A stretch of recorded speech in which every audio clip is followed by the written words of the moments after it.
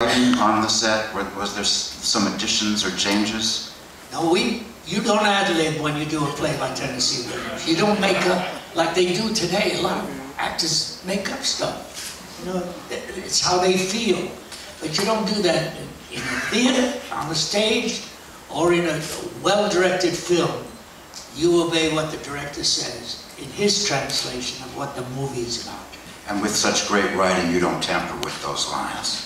That last line, which they had some trouble finding an ending for the film, but Baby Doll's last line, we have to wait till tomorrow to find out if we remembered or forgot. Is that a gorgeous, poetic, lyrical line that you will never forget once you've heard it?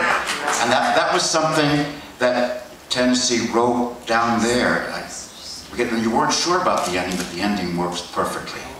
Well, I did a play with him when it opened in Chicago, called The Rose Tattoo by Tennessee Williams. Yes. And he couldn't figure out the ending. And each night we'd do the play, he'd come in with a different ending. But one night he came in and he was cheerful and smart and bright, and he said, I found it. And it was someone handing a red shirt to me as I ran up the thing. And that was his ending. And it was the right ending? For him. Yeah, for him. For us. You know that Eli Wallach created the role in Rose Tattoo and won the Tony Award, and then in the film, your part was played by Burt Lancaster.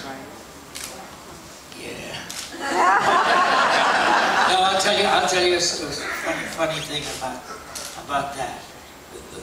Burt used to buy a lot of plays that he liked, and then he'd make the movie. So the original role was to be played by, in The Rose Tattoo, was to be played by, who was the Anna Magnani. Anna Magnani. But she was a little frightened because she didn't want to take on the chore of playing in English, because she's a great Italian actress. So it didn't work for her. And when the movie was made, Burt went to her and said, I want you to play it. And she did. And she did. Yeah. But Burt Lancaster had bought the rights to it. So yeah, so I didn't get it. A lot of times I didn't get it. Now, is it true that you gave up the role that Frank Sinatra played in From Here to Eternity? It was offered to you in order to star on Broadway in a play by Tennessee Williams called Camino Rio. Is that correct? Yeah. Well, and Frank Sinatra won the Oscar for that performance, yes. Which he didn't deserve, by the way, but that's another night. No, he did. He did? Oh, yes.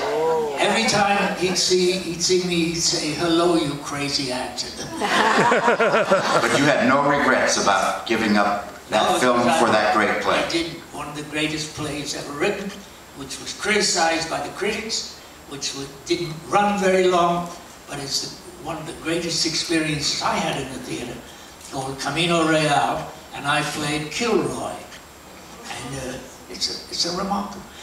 Can I just quote the last little piece of Tennessee? Absolutely.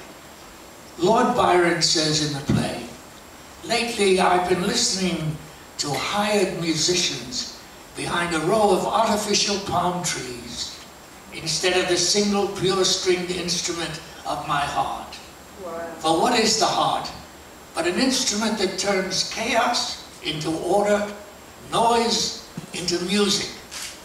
Make voyages. Attempt them. There's nothing else. And I think what just happened in America today in the voting, a miracle. Now, in